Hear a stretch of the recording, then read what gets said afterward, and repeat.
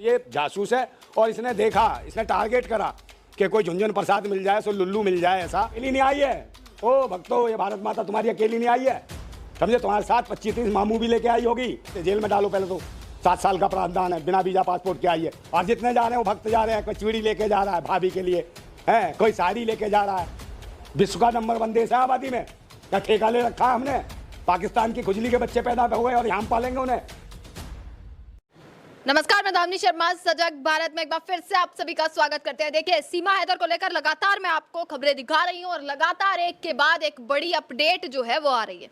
पिछले कुछ दिनों से सीमा हैदर अपने घर में ही मौजूद थी, पाकिस्तान से आई और सचिन के घर में ही रही और वहां पर मीडिया ने भी उन्हें खबरें दी और जिसके बाद एकदम से सीमा हैदर गायब हो गई कि आखिरकार मीडिया में भी नजर नहीं आई।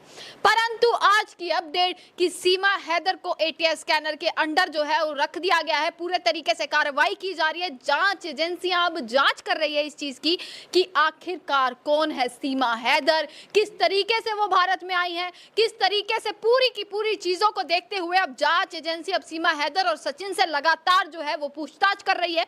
इसी मुद्दे पर बातचीत करने के लिए देखिए एक बड़ा मुद्दा है सेना से जुड़ा हुआ, मुद्दा है सुरक्षा से जुड़ा हुआ, देश की सुरक्षा से जुड़ा हुआ कि देश की सीमा के पार कैसे आ गई सीमा हैदर बिना परमिशन के, बिना वीजा के। और ये कौन है, सबसे बड़ा प्रश्न चिन्ह है। क्या वाकई में आईएसआई की एजेंट है सीमा हैदर या वाकई में अपने प्यार और मोहब्बत के लिए जो है वो भारत आई हैं।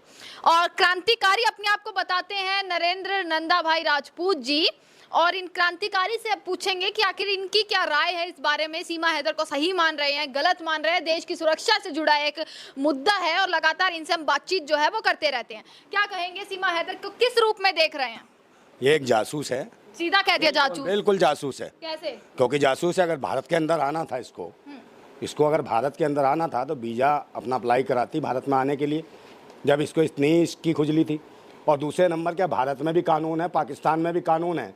अगर इसको अपने शौहर से कोई दिक्कत थी तो अपने पाकिस्तान में न्याय मांगती, उससे परेशान थी, दुखी थी तो। और ये कहती थी मेरा पति मुझको मारता पीटता था, जबकि 4 साल से तो वो वहाँ यहाँ है ही नहीं, सऊदी अरब में।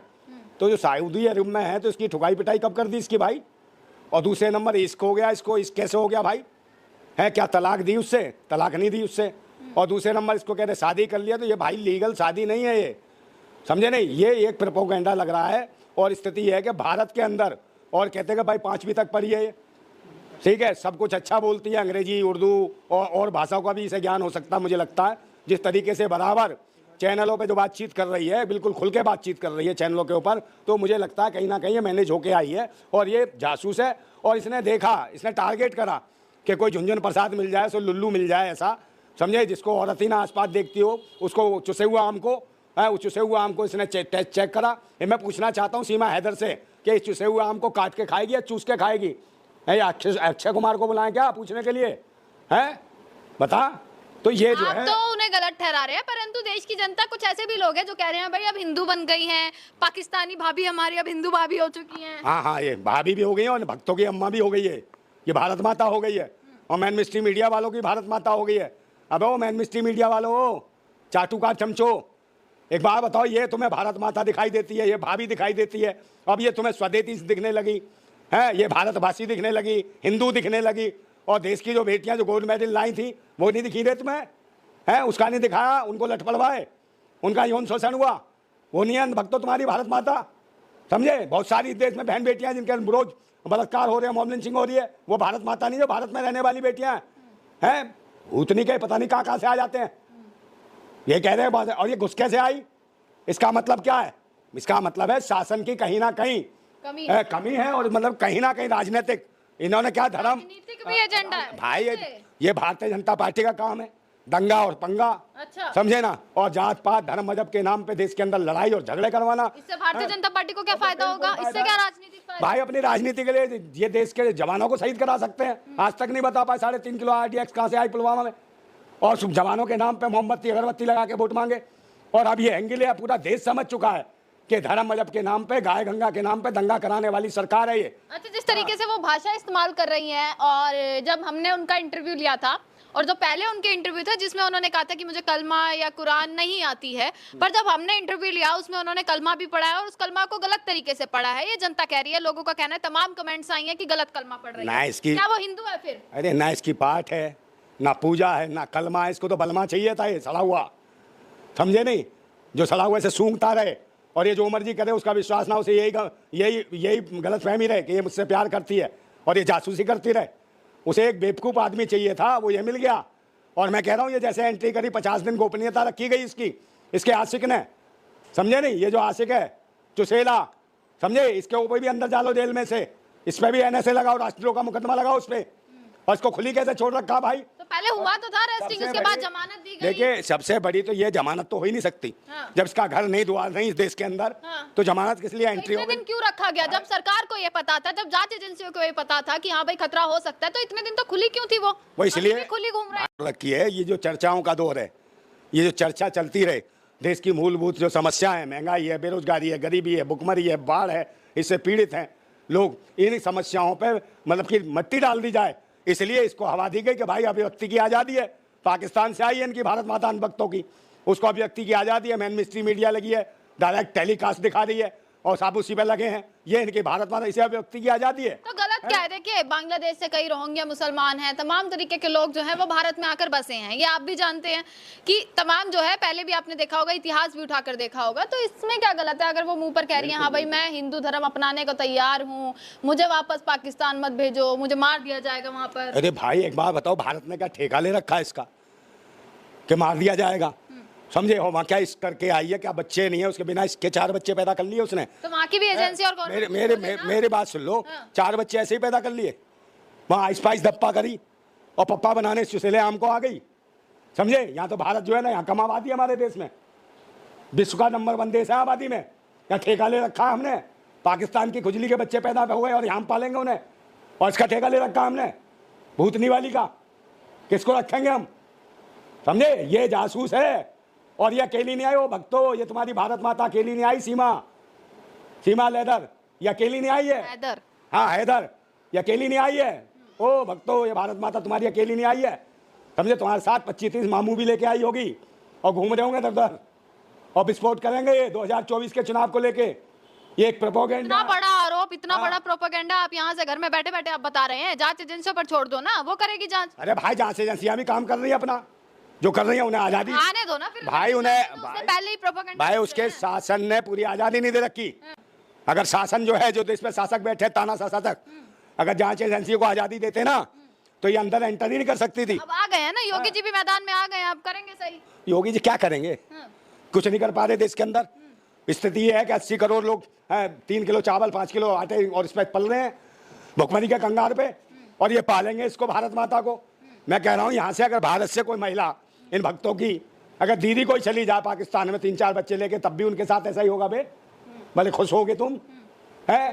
पहले भारत की संस्कृति नहीं है कि कोई महिला भी बच्चे वाली आ जाए और उसको घर में रख लोगे और बच्चे वाली इस करेगी, समझे। 4 बच्चे धमकियां तक जा रही हैं सीमा हैदर के पास कि मार देंगे तुम्हें, वहां से भी धमकी आ रही है, पाकिस्तान से भी धमकी आ रही है, यहाँ के हिंदू लोग भी हैं वो भी कह रहे हैं 72 घंटे में अगर वापस ये नहीं गई तो इसको यहीं मार देंगे। तो अरे भाई क्या मेरी करे बात, वो? जब वहाँ धमकी आ रही है, वहाँ के हिंदुओं को खतरा है, हाँ। यहाँ के लोग मुसलमानों को खतरा है, तो एक बात बताओ, ये जो आई है खुजली, इसकी वजह से इतने लोगों की मौत होगी, तो इसको भगाओ ना यहाँ से, जेल में डालो। पहले तो 7 साल का प्रावधान है, बिना वीजा पासपोर्ट के आई है, इसे जेल में चढ़ाओ, और इसके आशिक को, चुसेले को, उसे भी जेल में डालो। साले ने देश को बताया नहीं, सूचना दी थी कि पाकिस्तान से लेके आया, पाकिस्तान की महिला लाया बिना वीजा पासपोर्ट के, वो तो कुछ कहता ही नहीं है, और वो कहाँ रहेगा, वो तो सूंघने के लिए बैठा रहता है, कन खजूदा, कान में बात करता है उसके, समझे।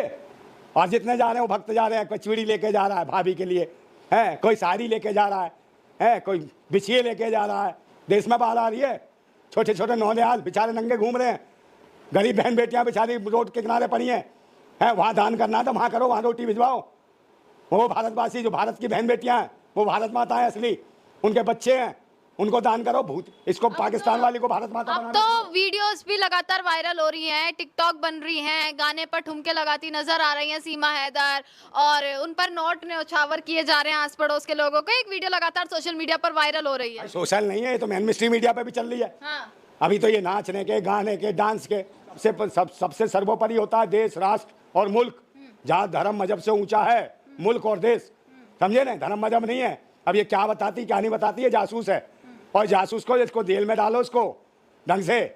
और ये दूरियां बना रहे हैं धर्म मजहब के एंगल से। पहले ही देश में धार्मिक उन्माद है, अब ये पाकिस्तान और हिंदुस्तान के हिसाब से धर्म के एंगल से जो परोसा जा रहा है, ये पाखंडवादी जो सरकार है, जो तानाशाह सरकार है, इसमें पूरा हाथ है इसका। वो तो खुद कह रही है कि मैं मोदी जी से, मेरी वीडियो में उन्होंने खुद कहा है कि मैं माफी मांगती हूँ, मैं गलत तरीके से आई हूँ। ये देखो ये रही वीडियो जिसमें उन्होंने कहा माफी मांगेंगे। अरे इसके माफी मांगने गलत सुन तरीके लिया, से इसके आई, मैं माफी गलत क्या तरीके सच से मान आई हूँ, लिया। मेरा गलत इरादा नहीं ये तो था। कह रही थी मेरा मैं- इरादा- कह रहा है मैंने गलत इरादा नहीं अरे तो था। भाई, और वो दूसरे लोग भी तो पाकिस्तान के कह रहे हैं। ये वो तो हाँ, जाने की बात कर रहे हैं। बिल्कुल बिल्कुल। एक तरफ वही जो है उस सेना को धोखा देकर जो है भारत में आ गई हैं, और उन्हीं के बच्चे कह रहे हैं हाँ भाई हम सेना में जाएंगे। हाँ तो वो पूरे तरीके से प्रिपेयर होके आए, वो भी जासूस ही करें, उनसे कम नहीं है, वो जासूस होंगे पूरे तरीके बच्चों से। को भी पूरा रटाया गया है यानी कि। बच्चे रटाया नहीं है, पूरा प्रिपेयर है, पूरे तैयारी से है। और देखना एक दिन शर्मिंदा होना पड़ेगा। और कहीं ना कहीं सरकार की ढिलाई है इसमें, और इसके मुद्दे को उछाला जा रहा है जो इस तरीके से मीडिया पे दिखाया जा रहा है। हाँ। ये मीडिया कहीं नहीं दिखाओ इसको, और इसको जेल में डालो, ठूसो इसको और इसके जो आशिक को। और जितने दान दे रहे हैं इसकी मुंह दिखाई के पैसा उन पर भी लगाओ, राष्ट्रों का मुकदमा, सालों को सबको डालो इन भक्तों को जेल में। भक्ति से देश नहीं चलता, देशभक्ति से देश चलता है। राष्ट्र की सुरक्षाओं को खतरा है, भाईचारे को खतरा है भारत के, समझे। धर्म मजहब जात से नहीं चलता, ये सब संप्रदाय सब जातियों को लेकर भारत का संविधान बना है। सबको एक साथ जीने मरने का अधिकार है। और यहाँ धर्म मजहब के नाम पे मॉब लिंचिंग, लड़ाई झगड़ा, और यहाँ तो अब देश की तो छोड़ो, अब पाकिस्तान और हिंदुस्तान का एंगल हिंदू मुसलमान का बना के इस महिला के नाम पर पूरे देश में दिखाया जा रहा है। अगर वो जो महिला खिलाड़ी जो थी, जो मेडलिस्ट थी, है जो गोल्ड मेडल लाई थी, उनका दिखाती ना ये मेन मिस्ट्री मीडिया, तो शायद न्याय मिल जाता। मगर इसको क्यों दिखा रहे हैं? चले इसी के साथ जो है नरेंद्र नंदाभाई राजपूत हमारे साथ मौजूद थे, और लगातार सीमा हैदर को लेकर तमाम खबरें चल रही है। और ट्रेंडिंग में पिछले 10 दिनों से इस वक्त सीमा हैदर ही हैं, क्योंकि एक बेहद बड़ा मुद्दा है जो कहीं ना कहीं देश की सुरक्षा पर जो है सबसे बड़ा प्रश्न चिन्ह जो है वो खड़ा कर रहा है, और इसके जांच होनी ज़रूरी है। अभी एटीएस के अंडर लिया गया है, क्या नतीजे निकलते हैं, जो पूछताछ की गई है उसमें सचिन और सीमा ने क्या क्या बातें कही हैं, ये भी बयान आने बाकी हैं, जो आपको दिखाती भी रहूंगी। इसी के साथ देखते रहेगा सजग भारत। आपका बहुत बहुत शुक्रिया। मुझे बताइए कि अगर सरहद नहीं होती तो क्या होता? तो बहुत अच्छा होता। मैंने कायदे आजम को बहुत कहा, मैंने कहा तुमने ऐसा क्यों करा। वो हमारे कराची में है ना, उनकी जिना जी की मजार, तो मैं उनकी रोज एक बार गए, हम वहां से गुजरे, मैंने कहा तुमने ऐसा क्यों करा, ना तुम ऐसा करते ना मैं ऐसे भटकती इंडिया जाने के लिए। मैं बहुत भटकी हूँ सर। मैंने पुलिस से पता करा कि मुझे इंडिया जाना है, कहीं से मतलब एम्बेसी बता दो कर। पहले तो मुझे पता ही नहीं था कि एम्बेसी की जरूरत पड़ेगी। जब मैंने निकली घर से उनके पास आने के लिए, तो तब मुझे पता पड़ी। मैं सोचा ट्रेन ही जाएगी बस सीधा इंडिया मुझे लेके जाएगी, पर ऐसा कुछ भी नहीं था। ना वहाँ ट्रेन चलती है, बस चलती है, बस से बस बॉर्डर से आना पड़ता है। फिर पता पड़ी मुझे, पर वीजा मिला ही नहीं सर।